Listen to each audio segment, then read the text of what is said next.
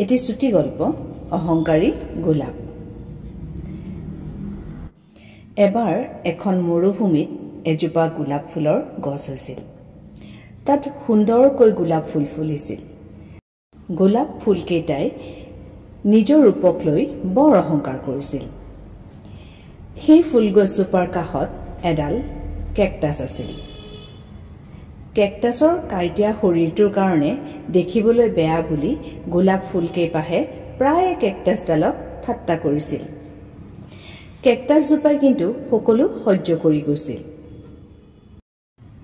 সিহঁতৰ ওচৰত থকা আন গছবোৰেও গোলাপজোপাক তেনেকৈ ঠাট্টা নকৰিবলৈ কৈছিল, কিন্তু গোলাপজোপাই কাৰো কথাই শুনা নাছিল।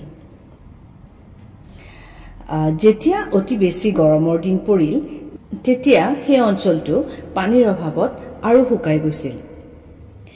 গোলাপ কেইপাহো পানীৰ অভাৱত শুকাই গৈছিল। তাৰ ধুনীয়া পাহিবোৰ শুকাই সৌন্দৰ্যহীন হৈ পৰিছিল।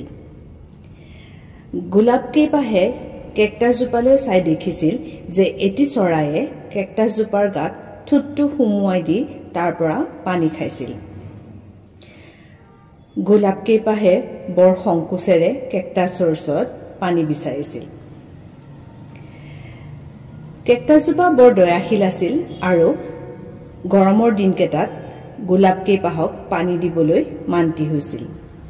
তাৰ পিছৰ পৰাই গোলাপেও কেকটাছক বন্ধুৰ দৰে ব্যৱহাৰ কৰিছিল। এই সাধুটোৰ পৰা আমি ইয়াকে শিকিলো যে আমি কাৰো বাহ্যিক ৰূপটো চাই ভাল বেয়া বিচাৰ কৰা উচিত নহয় আৰু গোলাপৰ দৰে নিজৰ ৰূপটোক লৈও গৰ্ব কৰা অনুচিত। ধন্যবাদ।